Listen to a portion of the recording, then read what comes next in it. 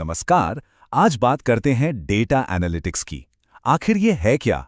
हम इसके 4 खास प्रकारों को बहुत ही आसान तरीके से समझने वाले हैं। तो चलिए शुरू किया जाए।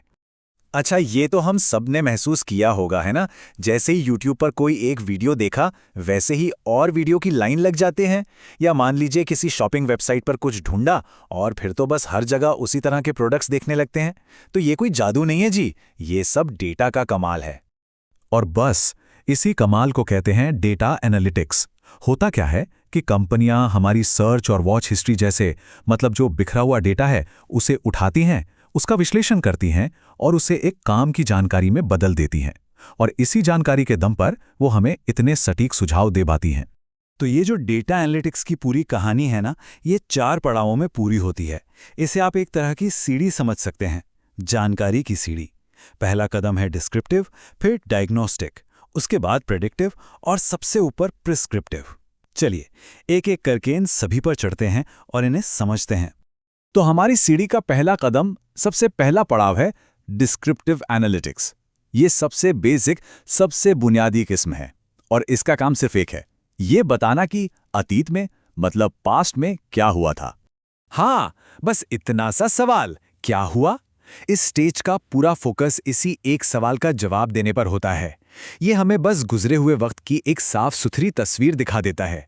कोई कारण नहीं, कोई भविष्य की बात नहीं, सिर्फ क्या हुआ था। चलिए इसे एक सुपरमार्केट के उदाहरण से समझते हैं। मान लीजिए एक सुपरमार्केट ये जानना चाहता है कि भाई पिछले महीने हमारी टोटल सेल कितनी थी, या पिछले 6 महीनों में हमने कितनी चीजें बेची, या फिर पिछले साल हमारे सबसे ज्यादा बिकने वाले प्रोडक्ट्स कौन से थे। ये सारे सवाल डिस्क्रिप्टिव एनालिटिक्स के हैं। ये सिर्फ आंकड़े और तथ्य सामने रख देता है। इससे सुपरमार्केट को पता चलता है कि उनकी परफॉर्मेंस कैसी रही। ठीक है, तो अब हमें ये तो पता चल गया कि क्या हुआ, लेकिन कहानी यहीं खत्म नहीं होती। अगला और शायद ज्यादा जरूरी सवाल है, ऐसा क्यों हुआ? और बस यहीं पर एंट्री होती है डायग्नोस्टिक एनालिटिक्स की। जी हां, इसका पूरा का पूरा फोकस आंकड़ों के पीछे छुपी वजहों को ढूंढना है। ये जासूस की तरह काम करता है और हमें सीधे समस्या की जड़ तक ले जाता है। तो चलिए वापस चलते हैं अपने सुपरमार्केट वाले उदाहरण पर। उन्हें यह तो पता चल गया था कि बिक्री कितनी हुई। अब वो पूछते हैं, अच्छा किसी एक खास प्रोडक्ट की सेल पिछले महीने गिरी क्यों? या कहीं हमारा कोई मार्केटिंग कैंपेन फेल तो नहीं हो गया? या फिर कहीं हमारे कॉम्पिटिटर ने दाम तो कम नहीं कर दिए थे? इन सवालों के जवाब डायग्नोस्टिक एनालिटिक्स देता है। और ये जानना बहुत जरूरी है, क्योंकि तभी तो असली प्रॉब्लम पता चलेगी और उसे ठीक किया जा सकेगा। तो अब तक का सार यह है, डिस्क्रिप्टिव एनालिटिक्स बताता है क्या हुआ, जैसे बिक्री के आंकड़े, और डायग्नोस्टिक एनालिटिक्स समझाता है कि ऐसा क्यों हुआ, जैसे बिक्री गिरने की वजह। एक अगर आपको सिर्फ तस्वीर दिखाता है तो दूसरा उस तस्वीर के पीछे की पूरी कहानी सुनाता है।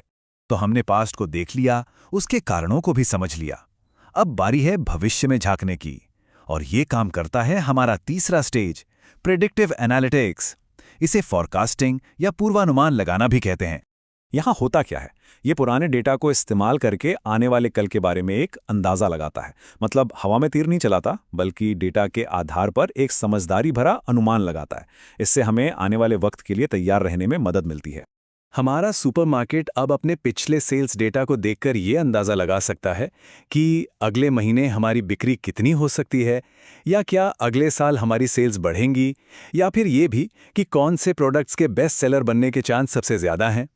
इस तरह के अनुमान से उन्हें प्लानिंग करने में बहुत मदद मिलती है कि भाई कितना माल स्टॉक में रखना है, या कितने और लोगों को काम पर रखना पड़ेगा।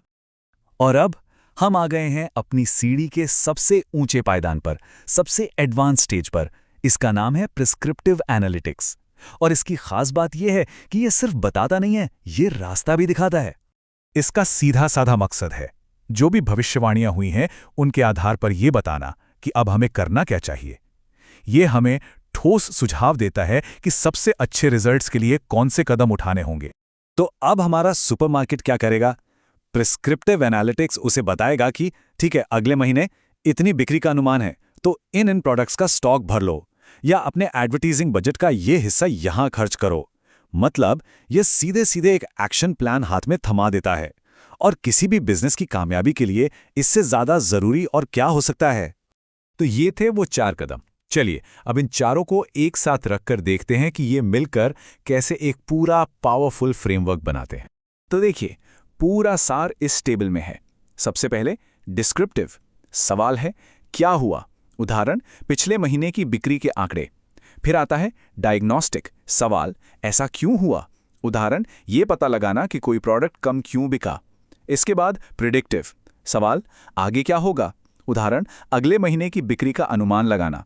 और आखिर में प्रिस्क्रिप्टिव, सवाल हमें क्या करना चाहिए, उदाहरण ये तय करना कि कौन से प्रोडक्ट स्टॉक में रखने हैं। ये चारों मिलकर डेटा को समझने और उस पर एक्शन लेने का एक जबरदस्त तरीका है। तो अब जब ये पूरा फ्रेमवर्क समझ आ गया है, तो एक बार सोचकर देखिए ये जानकारी हमारे आसपास की दुनिया को देखने का नजरिया कैसे बदल सकती है। डेटा सचमुच हर जगह है और अब उसे समझने और उससे मतलब निकालने का एक खाका हमारे पास है।